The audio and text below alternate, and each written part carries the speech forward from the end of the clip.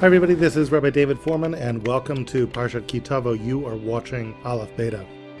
I want to talk with you in broad terms about how two basic halves of this week's parsha actually mesh together. You can really divide our parsha right down the middle into two seemingly disconnected halves. The first half has to do with two different declarations that the Torah wants people to make. The first of them is a declaration that a farmer makes upon bringing Bikkurim, his first fruits, up to the temple. And the declaration is given in great detail. I spoke about it in last year's Parsha video on Parshat Ki Tavo. You can check that out. But basically in the declaration, the farmer says, look, we came from Egypt. My father was a wandering Aramean. We were oppressed in Egypt. God took us out of there and took us into the land. And basically the farmer expresses his gratefulness and brings the Bikkurim, the first fruits, kind of as evidence that God has finally fulfilled his promise. God promised to take us into the land, and in fact we're here, and these fruits that were cultivated by a farmer living in Israel, it's evidence that God has finally fulfilled his promise. So that is declaration number one. Declaration number two, known as vidui ma'aser, there are these various tithes which you're supposed to give from produce. There's a tithe that goes to the Levi. He doesn't have the ability to farm land himself because he doesn't have land, so people support him by giving him things. There's a tithe which you yourself eat. You're supposed to bring it to Jerusalem. That's known as Ma'aser Sheni, the second tithe. There's Ma'aser Ani, which is given to the poor. Anyway, you're not supposed to keep these tithes in your house without giving them to the proper people for too long. There's a deadline of like 3 years, and once you reach that deadline, you have to get them out of your house, give them to the appropriate people, and there too you have to make a declaration, what's known as vidui ma'aser. And in that declaration you have to say, look, I did what I was supposed to do with the tithes, they're no longer in the house, I didn't give them to the wrong people, I didn't eat ma'aser sheni when I was impure or anything like that, and basically makes that declaration. So that's the first part of the parsha, these two declarations. Now, the second half of the parsha, as it were, seems to have almost nothing to do with this. It deals, in very broad terms, with blessings and with curses. There's this elaborate ceremony that the Torah declares, whereby when the people of Israel enter into the land, half the nation has to stand on Mount Gerizim, half the nation has to stand on Mount Eval, and they have to commit themselves to this covenant, basically. They have to acknowledge that there's a bunch of things they're not supposed to do, and that you're cursed if you do these terrible things. And if you don't do those things, then you're blessed. And the rest of the parsha talks about what that actually means. That God will bless you. So the Torah says what it means. Economic prosperity, things are good, fertile land, safety from enemies. And then there's this terrible section of curses that talk about how bad it can get economically and conquest by foreign powers. And that basically finishes off the rest of Parshat Ki Tavo. So the question is, how do these two main sections, the blessings and the curses and the covenant and the second part of the parsha, and these two declarations made by the farmer and the person taking his tithes out of the house, how does all that kind of fit together, or does it fit together? Now, I just want to say here that the answer to this question is not trivial. The covenant that we're talking about here at the end of Ki Tavo, which if you keep, all this blessing comes, and if you don't, all this curse comes, is a very significant covenant here in the book of Deuteronomy. The Torah itself describes it at the very end of Ki Tavo as a covenant that rivals the covenant on Sinai itself. It says there were two covenants. There was a covenant at Sinai back at Mount Horeb. You got the Ten Commandments back when you left Egypt, and now as you are entering the land, here is your new covenant that God is bringing the entire people in. So this is a very important covenant. The success or failure of the nation of Israel, that will soon be a sovereign power of its own land, it will ride on whether or not this covenant is kept. Indeed, if you look a little further in Deuteronomy, next week's Parshat Nitzavim, and then a little bit further on, Ha'azinu, it's all about this covenant described in this week's Parsha. Nitzavim details how seriously God takes this covenant. Ha'azinu is an entire song that is meant to stand throughout Jewish history as a witness to the people of Israel concerning how crucial it is that they keep to this covenant. So it behooves us to really ask, what is the nature of this covenant? What makes it tick? And perhaps, if we can understand how the apparently unrelated section of these two declarations of the farmer who's bringing his Bikkurim and the person who is taking out his tithes and making that declaration, if we can understand how all of that fits in as a kind of prologue to the covenant, maybe we'll see the covenant itself in a new light. We'll be able to really understand it. So let's begin by taking a close look at the body of the covenant itself. What exactly are these declarations that are supposed to be voiced on the mountains of Mount Gerizim and Mount Eval? What do the people need to commit themselves to here? So as it turns out, the covenant takes the form of a long list of things that the people have to be sure not to do, and if they do it, they're going to be cursed.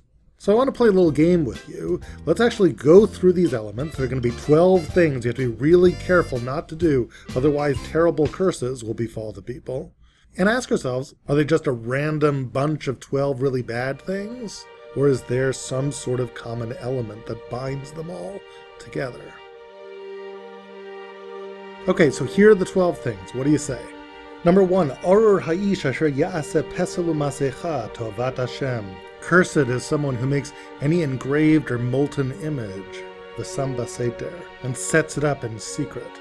The anu kol ha'am v'amru amen, and all the people need to answer amen. Yes, we subscribe to this.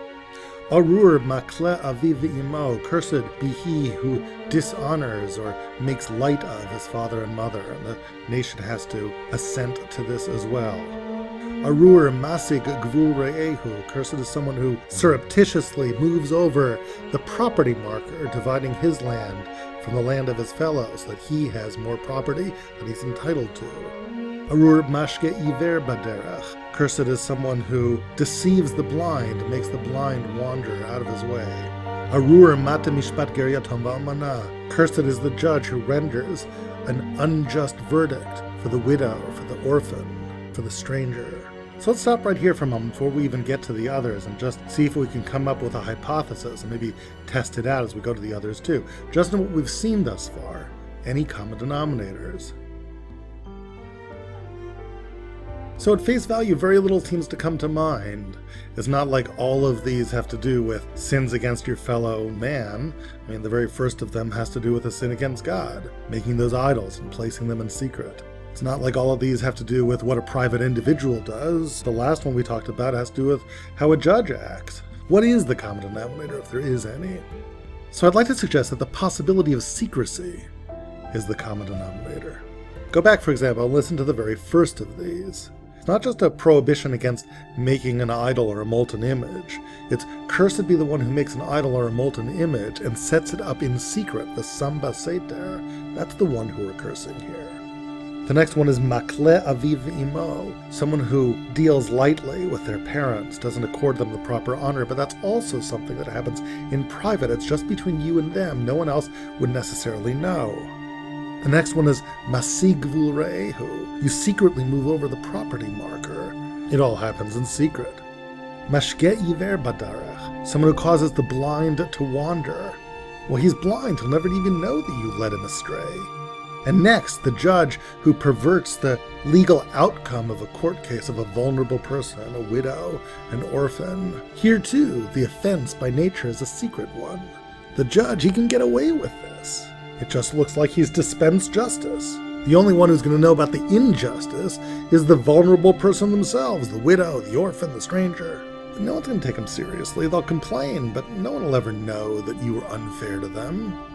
These are the outcasts of society. What credibility do they have in trying to press their claim against you? So all of these cases, it seems like the curse comes specifically because you're being sneaky, backhanded, secretive in some sort of terribly destructive way. And if you keep on reading the curses, the idea of secrecy seems to continue. The next several are all about illicit, intimate relations with someone. They happen in secret too. And after that, what are the last ones? Cursed is someone who strikes out against his friend in private, basater. Again, there's the secrecy one more time. Arur lokeach shochad lakot nefesh dam naki. Cursed be the judge who takes a bribe to incriminate an innocent person. It happens in secret. So a common denominator here seems to be the secret nature of all this wrongdoing. By the way, it's not just me who says that. I noticed later Rashbam actually makes this point, one of Rashi's grandchildren. He notes the secret nature of all of this, as that's the common denominator of it all. Some of that secret wrongdoing can be against those who are above you, God in the case of idols, your parents in the case of dishonoring them. Some targeted against peers, moving the property boundary between you and your neighbor. Some target those below you, the vulnerable parts of society. You lead astray the blind person. So whether you're dealing with those above you, those below you, or those across from you, in all of these cases, the nation has to commit itself to stay away from this kind of secret wrongdoing.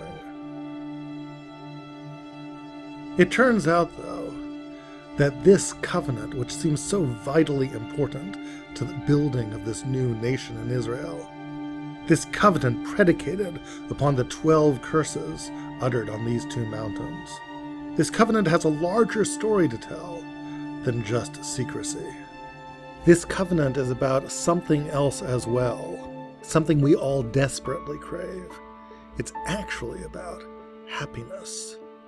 If you look carefully at this text, there is a marvelous undercurrent in this covenant, and that undercurrent, if we follow its contours well, will lead us to some surprising discoveries about the nature of happiness itself. We'll come back and look at that next week. Hi YouTube, thanks for watching. Don't forget to subscribe to our channel. And for even more amazing Torah videos, check out aleph-beta.org. Just click the link below.